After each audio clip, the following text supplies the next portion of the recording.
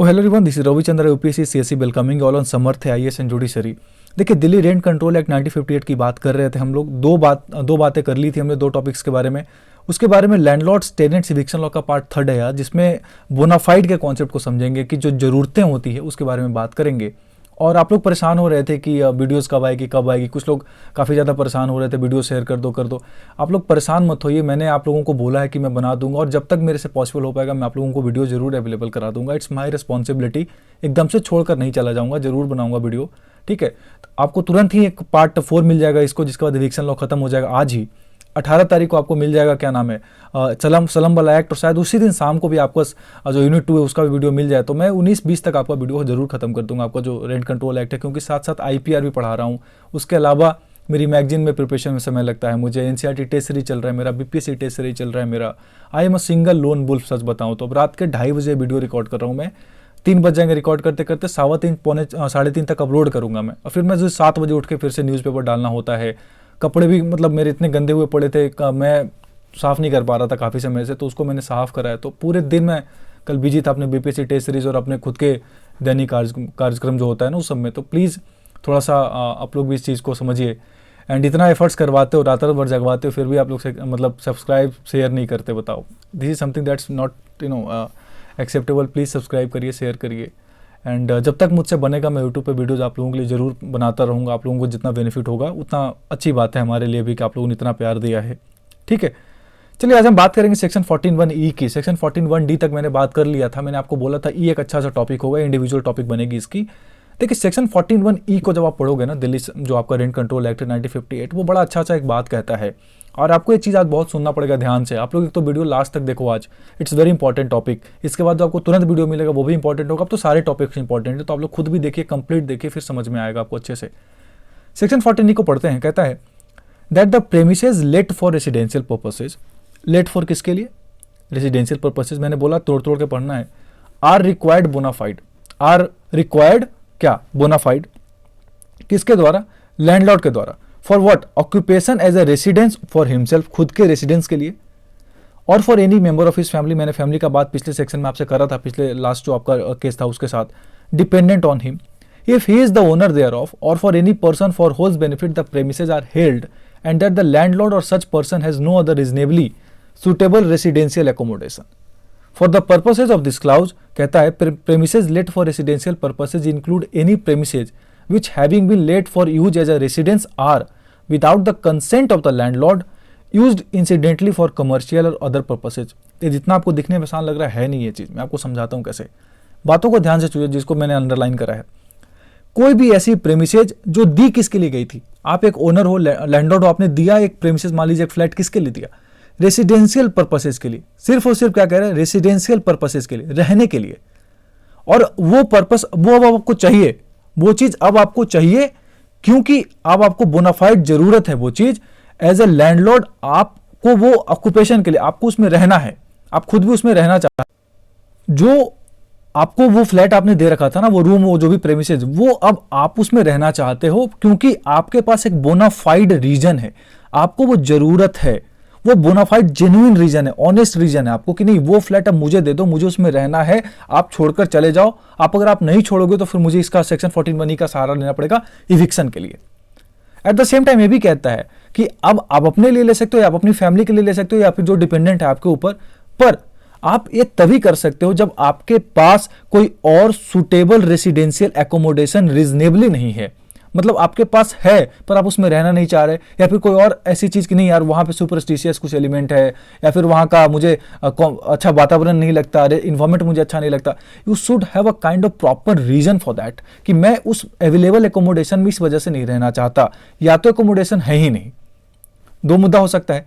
पर at the same time इसमें residential purposes में वो बिल्डिंग्स भी आएंगी, वो प्रेमिसेज भी आएंगे जो आपने दिया तो रेसिडेंशियल पर्पसेज के लिए था, पर बिना आपसे पूछे टेनेंट ने उसका कॉमर्शियल यूज भी किया है।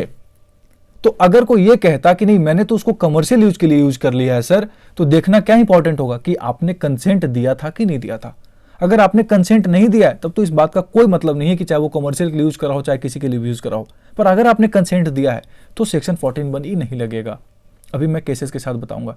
तो इंपॉर्टेंट क्या है, वो प्रेमिसेस जो आपने दिया एज ए ओनर, लैंडलॉर्ड, वो रेसिडेंशियल पर्पसेस के लिए दिया है, उसमें कॉमर्शियल पर्पसेस के लिए दिया हुआ नहीं है आपने, और आपको वो चाहिए क्योंकि आपके पास एक बोनाफाइड और जेन्युइन रीजन है आपके लिए, आपकी फैमिली के लिए, आपके ऊपर डिपेंडेंट है, और आपके पास दूसरा सुटेबल रीजनेबल एकोमोडेशन नहीं है। बात को बुझे, समझ रहे हो आप मेरी बात? ये हो गई। अब इसको जब तोड़ोगे ना आप, तो इसमें दो बातें यहां जो लिखी है वही लिखा है, रेसिडेंशियल पर्पसेस के लिए दिया, कंपोजिट पर्पस के लिए नहीं दिया हुआ है। कंपोजिट इन द सेंस आपने रेसिडेंशियल प्लस नॉन रेसिडेंशियल भी पर्पसेस के लिए दे रखा है। अगर नॉन रेसिडेंशियल के लिए दे रखा है तो this section will not be applicable. Bonafide need, वो बोनाफाइड दिखाना पड़ेगा कि देखो इस वजह से मुझे जरूरत है। No other suitable residential accommodation, आपके पास वो नहीं है कोई भी सुटेबल रेसिडेंशियल और रीजनेबल। अगर नॉन रेसिडेंशियल पर्पसेस के लिए यूज हुआ है तो बिना वैलिड कंसेंट के यूज हुआ हो, तभी आप कह सकते हो कि सर सेक्शन 14(1) के अंदर इविक्शन करिए। अब इसमें एक केस मैं आपको समझाता हूं।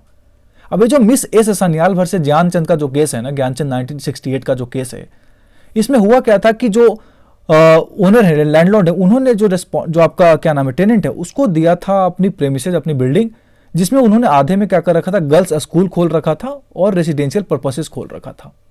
पर मैंने आपसे क्या बोला, सिर्फ और सिर्फ रेसिडेंशियल पर्पसेस के लिए दिया होना चाहिए। तो हाईकोर्ट ने कहा इसमें एक बात, हाईकोर्ट ने बड़ी यूनिक सी बात कह दी कि ठीक है, रेंट कंट्रोलर ने जो डिनाई कर दिया है कि हम इसलिए नहीं एप्लीकेबल हो पाएगा क्योंकि यहाँ पे कंपोजिट पर्पस के लिए यूज हुआ है, क्योंकि रेसिडेंशियल है और गर्ल्स स्कूल नॉन रेसिडेंशियल हो गया ना, एक तरीके का कॉमर्शियल एक्टिविटी के लिए यूज हुआ है। तो आपने तो सोच समझ कर दिया है ये चीज, आपको तो अच्छे से पता है, क्योंकि अब गर्ल्स स्कूल को छोटा मोटा तो ऐसा नहीं कि बंद कमरे में कुछ चला रहा है, नहीं, आपको पता होगा प्रॉपर एक स्कूल चल रहा है, तो आपने प्रॉपर दिया है इस चीज के लिए। तो हाईकोर्ट ने बोला कि ये जो सेक्शन है ना, सेक्शन 14(1)(e), इसमें ये तो कहता है रेसिडेंशियल पर्पसेस पर नॉन रेसिडेंशियल की कोई बात नहीं करता है। तो हम अपने हिसाब से ऐसा करते हैं कि ये कॉन्सेप्ट जोड़ लेते हैं कि जहां तक रेसिडेंशियल पर्पसेस की बिल्डिंग, रेसिडेंशियल बिल्डिंग है, जहां तक रेसिडेंशियल पर्पसेस के लिए प्रेमिसेस का यूज हुआ है, वहां पे लगा देंगे सेक्शन 14(1)(e), उसके बाद वहां से इविक्ट कर देंगे। मतलब जो रेसिडेंशियल पर्पसेस के लिए यूज हुआ था वहां से इविक्ट कर दोगे, गर्ल्स स्कूल से नहीं करोगे। बात पहुंची सुप्रीम कोर्ट तक। तो सुप्रीम कोर्ट ने बोला कि ये जो बात हाईकोर्ट ने कही बड़ा ही अजीब तरीके की बात है, क्योंकि स्टैट्यूटरी जब बनाई गई थी, जब लेजिस्लेशन बनाया गया था, उसमें कहीं से भी ये अधिकार आपको नहीं दिया हुआ है कि आप डिमार्केशन करोगे। और कॉन्ट्रैक्ट डिमार्केटेड थोड़ी ना हुआ है, कॉन्ट्रैक्ट तो एक साथ हुआ, एक जोड़ हुआ है।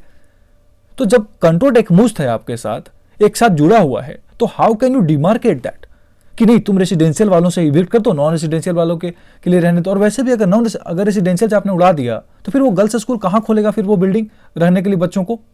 वो भी ह्यूमैनिटेरियन ग्राउंड पे भी सही नहीं है, और वैसे भी अधिकार ही नहीं देता। स्टैट्यूटरी राइट्स में लिखा हुआ है साफ साफ रेसिडेंशियल पर्पसेस के लिए यूज होना चाहिए, पूरी की पूरी कॉन्ट्रैक्चुअल, पूरी की पूरी प्रेमिसेज, क्योंकि डिस्प्यूटेड प्रेमिसेज तो पूरी है ना। बात को समझो आप मेरी, जो प्रेमिसेज लिखा हुआ है ना सेक्शन में, जो प्रेमिसेज डिस्प्यूटेड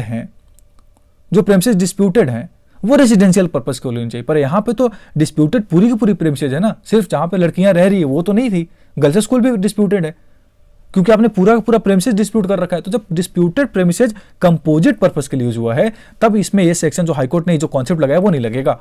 यहाँ पे बिल्कुल ही गलत है कॉन्सेप्ट हाईकोर्ट का। यहाँ पे वो चीज कंपोजिट पर्पस के लिए यूज हुई, इसलिए वो सेक्शन 14(1)(e) यहाँ पे एप्लीकेबल नहीं होगा। तो सीधा सीधा बात, सेक्शन 14(1)(e) एप्लीकेबल होने के लिए क्या चाहिए? रेसिडेंशियल पर्पस होना ही चाहिए, सिर्फ और सिर्फ रेसिडेंशियल पर्पस होना चाहिए। ठीक है, ये बात 1968 तक हो गई।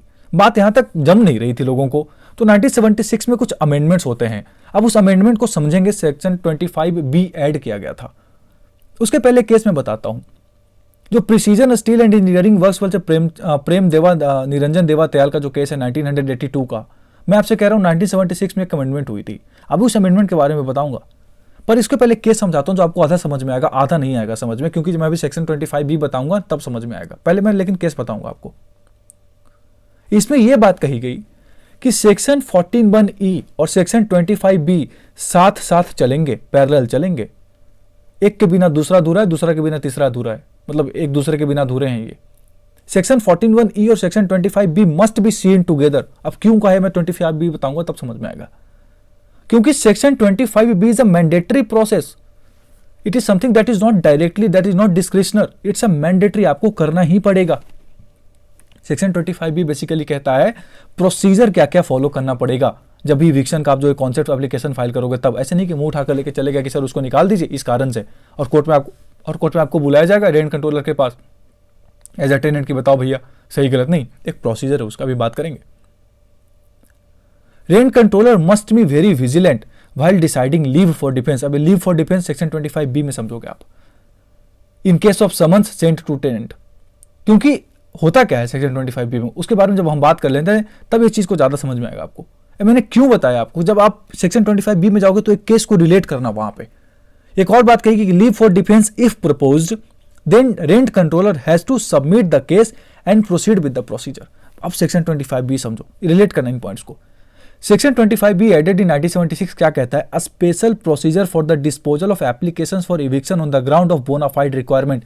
अ स्पेशल प्रोसीजर किसके लिए, जो भी एप्लीकेशन आया है इविक्शन के लिए बोनाफाइड रिक्वायरमेंट के बेसिस पे, उसके लिए आपको क्या चाहिए, एक स्पेशल प्रोसीजर फॉलो करना पड़ेगा। क्या फॉलो करना पड़ेगा, ध्यान से पढ़ो। Every application by a landlord for the recovery of position of any premises on the ground specified in clause E of the proviso to the sub section 1 of section 14, section 14(1)(e) और section 14(1), 14(a), 14(b), 14(c) जो भी हो, एक procedure follow करना पड़ेगा। क्या है वो देखिए, the controller shall issue summons in relation to every application referred to in subsection 1 in the form specified in third schedule। आपको उसका समन भेजना पड़ेगा, किसको, टेनेंट को, नोटिस के रूप में एक तरीके से। The controller shall in addition to, या तो साथ साथ या उसके अलावा, किसके अलावा, जो समन्स हैं on the service of the tenant, और उसके साथ आप भी उसको एक रजिस्ट्रेशन का सर्व कर सकते हो कि देखो भैया ये सब पोस्ट जो है वो आप तक पहुंच रही है, एक्नॉलेजमेंट का आप मुझे लिखकर बताओ पहुंची कि नहीं पहुंची। Due address to the tenant or his agent empower to accept the service. जहां पे भी वो, अगर वो उसका कोई एड्रेस नहीं पता है मान लीजिए लेट से, या कुछ और भी दिक्कतें आ रही है तो आप न्यूज़पेपर में पब्लिकेशन करा दो। या उसके अलावा या तो पोस्ट रजिस्टर्ड पोस्ट जो आप तक पहुंची थी वो अगर लौट गई इस एक्नॉलेजमेंट स्लिप के साथ कि हमने आपसे आपका पोस्ट मानने से इनकार कर दिया, पर हमें आपका न्यूज़ मिल गया पर हम इस चीज़ को इग्नोर कर देते हैं, तो भी तब उस केस में माना जाएगा कि आपने जानबूझकर इग्नोर करा है और लैंडलॉर्ड का जो है प्रोसीजर वो सही माना जाएगा, लैंडलॉर्ड की बातें सही मानी जाएगी और लैंडलॉर्ड की बातें वैलिड हो जाएंगी। अगर आपने बिना उस चीज़ पर, पोस्ट आपको मिला और आपने बिना उस पर कुछ बोले या फिर कुछ आपने उस चीज़ को ध्यान नहीं दिया कोई भी बात का, तो आपको लौटा दिया जाएगा। आगे कहता है, the tenant on whom the summons is duly served whether in ordinary or in the form specified the shall not contest. अब ये लाइन इंपॉर्टेंट है कि वो जो टेनेंट है वो ये नहीं कहता है एफिडेविट के रूप में या प्रेयर के रूप में, शैल not contest the prayer for eviction from the premises unless he files an affidavit stating the grounds on which he seeks to contest the application for eviction and obtains leave from the controller as herein after provided, and in default in his appearance in pursuance of the summons of his obtaining such leave, the statement made by the landlord in the application for eviction shall be deemed to be admitted by the tenant and applicant shall be entitled to an order for eviction on the ground aforesaid। मुझे बस इस तीन चीज से मतलब था जो आपको समझाना चाह रहा था। अब आप तक अगर नोटिस पहुंची, समन पहुंचा और आपने अगर उसके बिहाफ में कुछ उसको लिखकर वापस लीव फॉर डिफेंस नहीं मांगा कि भैया हमको इस चीज के लिए डिफेंस करना है, हम गलत नहीं हैं, आई एम नॉट रॉन्ग, ये गलत बोल रहा है लैंडलॉर्ड, और अगर आपने अफिडेविट लिखकर वापस नहीं भेजा, पहुंचाया वहां तक रेंट कंट्रोलर के पास तक, तो आप कोर्ट में या फिर रेंट कंट्रोलर के सामने कंटेस्ट ही नहीं कर सकते, आपको जवाब देना पड़ेगा। अगर आप तक पहुंची है पोस्ट तब you must give the reply and that is what the crux of section 25B, ये प्रोसीजर है। The controller shall give to the tenant leave to contest the application if the affidavit filed by the tenant discloses such as fact as would disentitle the landlord from obtaining an order for the recovery of possession of the premises on the ground specified। अब आपको मौका देना पड़ेगा। अगर उसने लिख दिया leave for defence मांगा है कि सर मेरे पास कारण है, मुझे डिफेंस का मौका दिया जाए, डिफेंस मतलब क्रॉस एग्जामिनेशन भी होता है, मुझे क्रॉस एग्जामिन करने का मौका दिया जाए क्योंकि मेरे पास कारण है कि लैंडलॉर्ड गलत बोल रहा है, तो आपको मौका देना पड़ेगा। अगर नहीं लिख के भेजा आपने एफिडेविट के रूप में तो आपको एक्नॉलेजमेंट स्लिप प्लस एफिडेविट जो भी कॉन्सेप्ट है आपको नहीं मौका मिलेगा क्रॉस एग्जामिनेशन का, यानी आपको रिप्लाई देना पड़ेगा। Where leave is granted to the tenant to contest the application, the controller shall commence the hearing of the application as early as practicable. Start करिए चीजों को। Notwithstanding anything contained in the subsection 2 of the section 37, the controller shall, while holding an inquiry in a proceeding to which the chapter applies, follow the practice and procedure of a court of a small causes। आपको पता है small causes का concept यहाँ पे लगेगा, छोटी छोटी बातों को जो एविडेंस वगैरह आप मंगवा सकते हो, और कोई भी अपील आप सीधे हाईकोर्ट से नीचे हाईकोर्ट में सीधे अपील कर सकते हो आप। For the purpose of satisfying itself that an order made by the controller under this section is according to law, call for records of the case and pass such order in respect thereto a thing fixed. ठीक है, बातें आगे आप pause करके पढ़ लेना, that's not important for now. ठीक है, इतनी सारी बात। अब मेरे को सेक्शन 25 भी जब मैं आपको बताया, अब बताओ इस केस को वापस देखते हैं, कौन से केस की जब हमने बात करी थी अभी, प्रिसीजन स्टील वाले में। इसमें हुआ क्या था, इसमें जो बात कही गई सुप्रीम कोर्ट के द्वारा वही कहा गया कि देखिए हार्श है, it's very harsh to accept, पर बात यही है कि सेक्शन 25 भी जो है वो लैंडलॉर्ड को ज़्यादा सपोर्ट करता है। लेट से किसी कारण बस आपको नोटिस नहीं मिला या फिर आप नोटिस वापस रिप्लाई नहीं कर पाए, तो आपकी बातें ऑल टुगेदर ही सही मान ली जाएंगी एज अ लैंडलॉर्ड, अगर आपने टेनेंट के रूप में उसको रिप्लाई नहीं दिया तो लेट से। तो सेक्शन 14(1)(e) और सेक्शन 25(b), सेक्शन 25 तो प्रोसीजर फॉलो करवाने कहता है ना, सेक्शन 14(1)(e) के अंदर इविक्शन मांग रहे हो आप तो आपको करना पड़ेगा। अगर आपने नहीं करा है तो इनवैलिड मानी जाएगी आपकी पूरी की पूरी प्रोसीडिंग, आपको प्रोसीजर फॉलो करना पड़ेगा। ये बाद में ऐड हुई थी 1976 में, पहले ऐसा नहीं था। तो इंपॉर्टेंट क्या है, section 25 is a mandatory process. भाई सेक्शन में लिखा हो तो मैंडेटरी होगा। और रेंट कंट्रोलर बहुत विजिलेंट होना चाहिए। जब आप तक देखो, कई बार क्या होता है कि उस वे में हम आपको जवाब नहीं दे पाए, हम अपनी सारी बातें उसमें कन्वे नहीं कर पाए, पर अगर हमने लीव फॉर डिफेंस मांग लिया तो आपको मौका देना पड़ेगा। आप ऑल टुगेदर डिनाई ही नहीं कर सकते डायरेक्टली। तो must be vigilant while deciding leave for defence in case of summons sent to tenant. जब आप समन्स भेजते हो तो आपको थोड़ा सा विजिलेंट होना पड़ेगा, थोड़ा सा नॉर्मल बिहेव करना पड़ेगा, थोड़ा सा लिबरल बिहेव करना पड़ेगा। अगर प्रपोज कर दिया है तो आपको मौका देना पड़ेगा, चाहे बाद में भले ही फेल हो जाए, जीत जाए हार जाए, वो अलग बात है, पर आपको उसने उस टाइम बोल दिया है तो आपको क्या करना पड़ेगा, मौका देना पड़ेगा। ये बातें सेक्शन 25B में हुई। आगे देखते हैं एक और केस है, VS तलवार वर्सेस प्रेमचंद्र शर्मा का केस है 1984 का। इसमें क्या हुआ था, सुप्रीम कोर्ट तक केस पहुंची। अब हुआ क्या कि जो डिफेंडेंट थे, जो रिस्पॉन्डेंट है, जैसे लैंडलॉर्ड है मान लीजिए, अब लैंडलॉर्ड ने जब आपको प्रॉपर्टी लीज पे दी थी, जब रहने के लिए आपको दिया था किराए पे, तो उसमें जो एक सेक्शन था, उन्होंने आपस में जो कॉन्ट्रैक्ट करा था उस लीज में, उसमें लीज डीड में एक बात लिखी हुई थी कि आप इस प्रेमिसेस को यूज कर सकते हैं residential plus official residential purposes. Residential official purposes मतलब जैसे लेट से मैं एक, जैसे लेट से आई am a worker in railway मान लीजिए, एक अच्छा खासा पोस्ट पे हूँ मान लीजिए, और आप मेरे को एक प्रॉपर्टी प्रेमिसेस आप मेरे से किराए पे देते हो मुझे, 2 फ्लैट, 2 बिल्डिंग, 2 रूम लिया मैंने। एक रूम में आपको मैंने बोल रखा है, उस एग्रीमेंट में लिखा हुआ है कि इसको आप अपने ऑफिशियल काम वगैरह के लिए यूज कर सकते हैं। एक टेबल कुर्सी, एक टेबल लैंप लगा रखा है, AC वगैरह लगा रखा है, 2 स्टाफ्स हैं आपके साथ काम करते हैं वहाँ पे, एज सच कि कुछ रेलवेज का ऑफिशियल काम होता है, यहाँ पे आप कर लीजिए थोड़ा बहुत छोटा मोटा काम, बहुत बड़े लेवल पे, कॉमर्शियल लेवल पे नहीं। देखिए ऑफिशियल का मतलब होता है something that is very restricted in nature. Official ये वर्ड हो गए, कॉमर्शियल मतलब कॉमर्शियल, उसको पूरा वाणिज्यिक कर दिया आपने एक तरीके से कि आओ भैया हमारे यहाँ बिजनेस करो, बैठो, 15-20 लोग, 30 लोग, 50 लोग आ रहे हैं, something that is creating public nuisance, as such मान सकते हो आप इसको। तो इसमें यही बात पहुंची थी कि सर जो आपका यहाँ पे टेनेंट था वो कह रहा था कि सर इसको तो कॉमर्शियल पर्पसेज के लिए यूज किया है मैंने, और कॉमर्शियल पर्पसेज के लिए दिया गया था मुझे, तो इसमें तो सेक्शन 14(1) लगेगा ही नहीं। पर बात यही होती कि ये रेसिडेंशियल ऑफिशियल पर्पसेज का क्या मतलब होता है। तो सुप्रीम कोर्ट ने बोला कि जो ऑफिशियल पर्पसेज आप लोगों ने आपस में तय करके लिखा है ना, वो बहुत रिस्ट्रिक्टेड टर्म में लिखा हुआ है। यू ऑलरेडी रिस्ट्रिक्टेड योरसेल्फ कि नहीं, इसको हम बहुत छोटे लेवल पे बात कर रहे हैं, कॉमर्शियल लेवल बात नहीं कर रहे। तो कंपोजिट कल्चर थोड़ी ना हो गया, ये कंपोजिट यूज थोड़ी ना हो गया, कंपोजिट पर्पसेस के लिए थोड़ी ना यूज हो गया। हाँ, it was just used for what, छोटे अपने ऑफिशियल कामों के लिए कि चलो भैया हम अपने काम करने के लिए यूज कर लेते हैं, एज सच हमारा कोई ये इरादा नहीं कि कॉमर्शियल लेवल पे करें। तो ऑफिशियल और कॉमर्शियल में अंतर है, ठीक है। तो इन्होंने बोला कि प्रेमिसेस जो आप कह रहे हो गलत कह रहे हो कि कॉमर्शियल के लिए यूज हुआ है सर, तो हमें सेक्शन 14 के अंदर इविक्शन नहीं देगा, तो गलत कह रहे हो, आपको इविक्ट किया जाता है। अब ये जो सत्यवती शर्मा का केस है, बड़ा बढ़िया केस है। मैं चाहूंगा आप लोग से, आप लोग केस में जरूर पढ़ो इस केस का।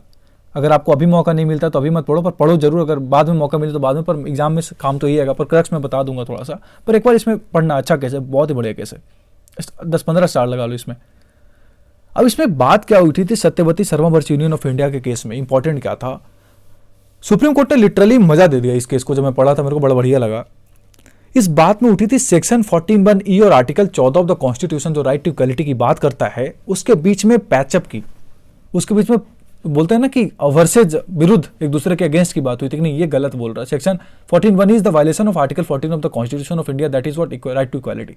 अब कैसे इक्वालिटी के लिए बात करता है कोर्ट ने कहा, सुप्रीम कोर्ट ने इस केस में जब बात इस टॉपिक की डील कर रहे थे, section 14(1)(e) versus article 14 of the constitution of India, supreme court ने एक बात की, the only thing that is constant is change. एकमात्र चीज जो कांस्टेंट है वो दुनिया में परिवर्तन ही संसार का नियम है। तो 1958 में जो कानून बनाया था आपने, और जो 2008 में केस हम फाइट कर रहे हैं, देख रहे हैं, 50 साल का गैप हो चुका है, दुनिया कहाँ से कहाँ उठ के चली गई है, और स्टिल वो सेक्शन अभी तक आपने उसमें वो चीज़ ऐड नहीं करी। वो चीज़ मतलब किसकी मैं बात कर रहा हूँ। सेक्शन क्या कहता है 14 बड़ी, मैंने आपको क्या बोला, सिर्फ और सिर्फ रेसिडेंशियल पर्पसेज के लिए ही यूज होना चाहिए, कंपोजिट कल्चर कंपोजिट पर्पस के लिए नहीं। तो कोर्ट ने कहा दिल्ली जैसे प्राइम क्षेत्र में, प्राइम रीजन में 50 सालों से लैंडलॉर्ड्स जो हैं वो टेनेंट के अंडर में एक तरीके से हैं, टेनेंट का अपर हैंड है, वो खाली नहीं करते नॉन रेसिडेंशियल पर्पसेज वाले बिल्डिंग, कुछ पैसे देते रहते हैं।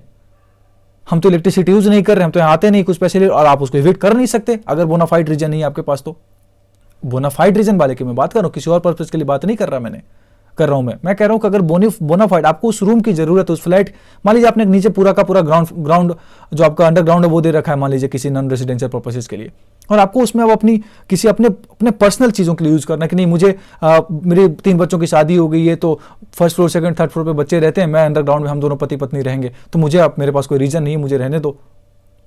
अब आप उसको खाली नहीं करवा सकते थे 50 सालों तक, कोर्ट ने ये कहा।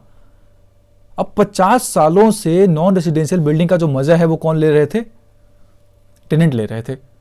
तो सुप्रीम कोर्ट ने बोला कि ये साफ साफ जो आप रेसिडेंशियल पर्पसेज लिख रखा है ना आपने लेजिस्लेचर में, और नॉन रेसिडेंशियल पर्पसेज को इंक्लूड ही नहीं करते और कहते हो सेक्शन 14 बनी लगेगा ही नहीं, ये सीधे सीधे लैंडलॉर्ड की ना इक्वालिटी का वायलेशन, उसके अधिकार का वायलेशन करता है ये पॉइंट, क्योंकि वो नॉन रेसिडेंशियल पर्पसेज के लिए वो बोल ही नहीं सकता इविक्शन के लिए बोनाफाइड रीजन के बेसिस पे, वो सिर्फ और सिर्फ रेसिडेंशियल के लिए बोल सकता है। How it is possible, how it is possible कि एक रेसिडेंशियल बिल्डिंग को, रेसिडेंशियल पर्पस को जो हमने दिया रेसिडेंशियल पर्पस के लिए रहने के लिए, क्या पता कल को उसमें नॉन रेसिडेंशियल पर्पस के लिए हमने दिया, मान लीजिए नीचे कुछ बिल्डिंग हमने मॉल खुलवा दिया, पर मुझे कौन जानता है कल को हमारे साथ क्या जरूरत पड़ जाए। तो आप ऐसे कैसे लिख सकते हो कि जिंदगी में कभी जरूरत ही नहीं पड़ेगा किसी को नॉन रेसिडेंशियल बिल्डिंग का as a use for what residential building as a landlord, क्यों नहीं पड़ सकता है, बिल्कुल पड़ सकता है। तो 50 सालों से जो आपने कर रखा है ना, गलत कर रखा है। तो सुप्रीम कोर्ट ने यह कहते हुए कि 50 सालों में चेंजेस हो चुके हैं, अब नॉन रेसिडेंशियल बिल्डिंग्स को भी रेसिडेंशियल पर्पस के लिए यूज किया जा सकता है, क्योंकि पॉपुलेशन इज रैपिडली इंक्रीजिंग। तो कब किसी नॉन रेसिडेंशियल बिल्डिंग की जरूरत पड़ जाएगा जैसे रेसिडेंशियल बोनाफाइड रीजन के बेसिस पे, और आपका सेक्शन 14 बनी तो लगेगा ही नहीं यहाँ पर, तो उसको स्ट्रक डाउन कर दिया पार्टली, कंप्लीटली नहीं पार्टली, ये कहते हुए कि आप इसमें अमेंडमेंट करो और लिखो नॉन रेसिडेंशियल पर्पसेस, अदरवाइज हम इसको नॉन रेसिडेंशियल पर्पसेस ट्रीट करते हुए अगली बार से जजमेंट सुनाया करेंगे। इसलिए केस बढ़िया था, बात को समझे, इसलिए कह रहा था पढ़ो। अब ये बीके भंडारी वर्सेस शेख मोहम्मद याह्या का जो केस है, ये सिंपल सा केस है। इसमें क्या हुआ, अभी मैंने आपको क्या बोला था कि सारे प्रोसीजर फॉलो करने के बाद टेनेंट को मौका देना पड़ेगा क्रॉस एग्जामिनेशन का, तो वही बात सुप्रीम कोर्ट, यहाँ पे जो कोर्ट है, सुप्रीम कोर्ट नहीं, दो दिल्ली कोर्ट था, उन्होंने कहा कि टेनेंट के पास राइट है सिर्फ और सिर्फ अपील फॉर लीव के लिए नहीं कि वो अपने आप को डिफेंड करना चाहता है, but also to cross examine the landlord and also put evidences in this regard. Evidences भी दे सकते हो आप अपनी बातों के लिए सपोर्ट में, क्रॉस एग्जामिनेशन भी कर सकते हो लैंडलॉर्ड का। पर अगर आप ऐसा नहीं कर गए, जो इस केस में हुआ था, फेल हो गया था वो करने में, वो क्रॉस एग्जामिनेशन ही नहीं कर पाया, एविडेंसेज भी नहीं दे पाया, फालतू का क्लेम कर रहा था कि सर वो बिल्डिंग बेचना चाहता है हमसे, मतलब हमसे प्रेमिसेस लेके ज़्यादा बड़े प्राइस में बेचना चाहता है, और एट द सेम टाइम उसको दूसरे पास रीजनेबल अकोमोडेशन है पर वहाँ पे रहना नहीं चाहता। तो कोर्ट ने दोनों बातों को गलत कहा कि जो आप ये कह रहे हो ना कि वो प्राइसेस हाई में बेचेगा, वो तो खैर गलत बात है, बेसलेस बात है, क्योंकि वो कर ही नहीं सकते। सेक्शन 19 कहता है इसी एक्ट का कि 3 साल तक अगर ऐसे कोई प्रेमिसेस जिसको अपने बोनाफाइड रीजन से अगर आपने खाली करवाया है उसको बेच नहीं सकते, तो वो तो बेसलेस पॉइंट है सेक्शन 19 के अंदर। और जो आप एकोमोडेशन वाली बात कर रहे हो, रेंट कंट्रोलर के फाइंडिंग पे देखा गया कि उसको एकोमोडेशन की जरूरत है, बड़ी फैमिली है, उसकी फैमिलीज को आपके प्रेमिसेस की जरूरत है जिसमें आप रह रहे हो, और आपको क्रॉस एग्जामिनेशन का मौका दिया गया, पर आप फेल हो गए, आपके पास एविडेंसेस नहीं है, you don't have the kind of evidences जिसने सेटिस्फाई करा है चीज़ों को, तो आपके पॉइंट को क्या किया जाता है, रिजेक्ट किया जाता है। इसमें इंपॉर्टेंट क्या था, क्रॉस एग्जामिनेशन का अधिकार है और प्रोसीजर में वो बात होती है, प्रोसीजर फॉलो करना पड़ेगा आपको एज अ रेंट कंट्रोलर। आप बिना रेंट मौका दिए केसेस को डिसमिस नहीं कर सकते या लैंडलॉर्ड के फेवर में जजमेंट नहीं सुना सकते, आपको देखना पड़ेगा। यहीं पे कहेगी थी विजिलेंट होना पड़ेगा आपको, बहुत लिबरल होना पड़ेगा थोड़ा सा, और कोर्ट के प्रोसीजर को फॉलो करना पड़ेगा। एक और केस है आज का last case, Shri Ramesh Ahuja versus Shri Ramnath Jain, बड़ा आसान सा केस है ये भी। अब मैंने आपको बोला स्मॉल काउज का जुरिस्डिक्शन की तरह काम करेगा, मैंने बोला था ना अभी, सेक्शन 25 भी पढ़ाया था, तो इसमें ही बात की गई थी कि ये जो बात हो रही थी कि रेस्पोंडेंट कह रहे थे श्री रामनाथ जैन कि मैं ओनर हूं, और जो पिटिशनर थे रमेश आहूजा वो कह रहे थे कि नहीं वो गलत बात, वो गलत बोल रहा है, वो रेस्पोंडेंट है ही नहीं। सेक्शन 25B8 के अंदर इस चीज़ को क्या किया गया था, पिटिशन की गई थी। और इन रमेश आहूजा ने एक और बात कही कि the controller wrongly contended that the respondent is the owner that is arising out of the judgment pass by small cause court. एक और स्मॉल कॉज कोर्ट था। अगर आप किसी को रिस्पोंडेंट की बात पर अगर उसको ओनर मान रहे हो आप, तो आप गलत मान रहे हो, क्योंकि ये जो स्मॉल कॉज कोर्ट की तरह जो जजमेंट आया है, वो एक और इस तरह का कोई जजमेंट आया पड़ा है, वो रेस जुडिकाटा के प्रिंसिपल का एप्लीकेशन आप यहां पे नहीं कर सकते, क्योंकि ये तो आपके ज्यूरिसडिक्शन में नहीं आता, आपके ज्यूरिसडिक्शन में ही नहीं था। और आपने किसी बिना ज्यूरिसडिक्शन वाले पॉइंट को आपने सिर्फ और सिर्फ ये बात मानते हुए कि रिस्पोंडेंट है और वो ओनर है, आपने चेक कर लिया था। कंट्रोलर के सामने बातें रखी गई। The controller wrongly contended that the respondent is the owner that is arising out of the judgment pass by small cause court. ये बात उन्होंने कहा कि गलत कह रहे हो, स्मॉल कॉज कोर्ट से जो जजमेंट निकल के आया है उसके बेसिस पे आप बस मान रहे हो कि वो ओनर है और अभी पास कर दिया जजमेंट, मेरी लीव ऑफ डिफेंस को ही खारिज कर दिया आपने। और स्मॉल कॉज कोर्ट का लिमिटेड ज्यूरिसडिक्शन होता है। सुंदरदास वर्सेस रामप्रकाश के केस में ये बात कही गई थी सुप्रीम कोर्ट के द्वारा, ये बात को उन्होंने रेफरेंस दिया। और एक और बात कही, he also contended that principle of res judicata would not be applicable in this case as the decision of finding jurisdiction by the matter of law not fact. Mathura Das versus Doshibhai का उन्होंने रेफरेंस दिया। ये दोनों बातों को कोर्ट ने पलट दिया, दिल्ली कोर्ट ने बोला ये दोनों गलत बोल रहे हो आप। स्मॉल कॉज कोर्ट से जो ज्यूरिसडिक्शन की आप बात कर रहे हो वो फैक्ट के बेसिस पे होता है, लॉ के बेसिस पे नहीं होता। क्योंकि बात क्या है, इंपॉर्टेंट क्या है यहां पे, फैक्ट के बेसिस पे ये एनालाइज किया गया कि आपने जो जजमेंट जिसकी आप रेफरेंस दे रहे हो ना, वो फैक्चुअल एविडेंसेस के बेसिस पे देखा जा रहा है कि वो ओनर है। क्योंकि ये 3-4 बार बिल्डिंग सेल हो रखी है, पहले किसी और के साथ, फिर किसी और के साथ, फिर आपके पास रामनाथ जैन के पास आए, तो there is a proper system जो ये दिखा रहा है। तो यहाँ पे ज्यूरिसडिक्शन की तो बात ही नहीं है, यहाँ पे तो फाइंडिंग की बात है, लॉ की तो बात ही नहीं हो रही, फाइंडिंग की बात हो रही है। तो रेस जुडिकाटा का प्रिंसिपल भी यहाँ पे एप्लीकेबल होगा। ये जो कह रहे हो ना कि जो प्रिंसिपल ऑफ रेस जुडिकाटा का जो है वो यहाँ पे एप्लीकेबल नहीं होगा, कि एक बार आपने ऑलरेडी जजमेंट दे रखा है, एक और फाइट कर रखा है सेम डिस्प्यूट से रिलेटेड, सेम पार्टी, तो यहाँ पे एप्लीकेबल नहीं होगा। बात ये सब है ही नहीं। It's not a matter of law, it's a matter of fact. तो आप गलत बोल रहे हो। फैक्ट के बेसिस पे दिख रहा है कि ओनर है तो ओनर है। तो ये बातें बस उलूल जुलूल लेके पहुंच गए थे रमेश आहूजा कि नहीं वो ओनर ही नहीं है, और स्मॉल कॉज कोर्ट से जो ज्यूरिसडिक्शन निकल के आ रहा है उसके बेसिस पे आपने ओनर मान लिया, आपने फाइंडिंग नहीं देखी। बाद में कोर्ट ने कहा नहीं वो फाइंडिंग के बेसिस पे दिख रहा है मुझे, लॉ के बेसिस पे नहीं। बात ज्यूरिसडिक्शन की है ही नहीं यहाँ पे, बात फाइंडिंग के है। ठीक है, ज्यूरिसडिक्शन आप लॉ के बेसिस पे कहते हो, पर फैक्ट के बेसिस पे आप देखो ना, ऑलरेडी वो ओनर दिख रहा है, क्योंकि सेल डीड के हिसाब से चीज़ें दिख रही मुझे।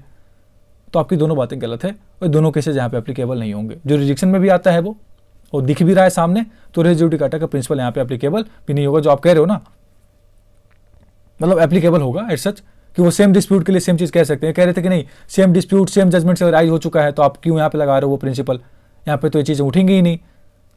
तो कोर्ट ने कहा कि ऐसा कुछ यहाँ पे एप्लीकेबल नहीं होगा, फैक्ट के बेसिस पे दिख रहा है और सेम चीज़ सामने से दिख रही है सेल डेट के बेसिस पे कि वो ओनर है। ठीक है, समझ रहे हो आप। तो ये था आपका आज का टॉपिक। दूसरी टॉपिक बहुत जल्द मिल जाएगी। This is me Samarth Asian judiciary signing off. जितना आप लोगों को बता रहा हूँ प्लीज़ देखिए ध्यान से, समझिए उन चीज़ों को एंड लिखिएगा, बिल्कुल आपको सेम चीज़ मिल जाएंगी। Any kind of monetary support you can just support me by using this number and this scanner. Thank you so very much.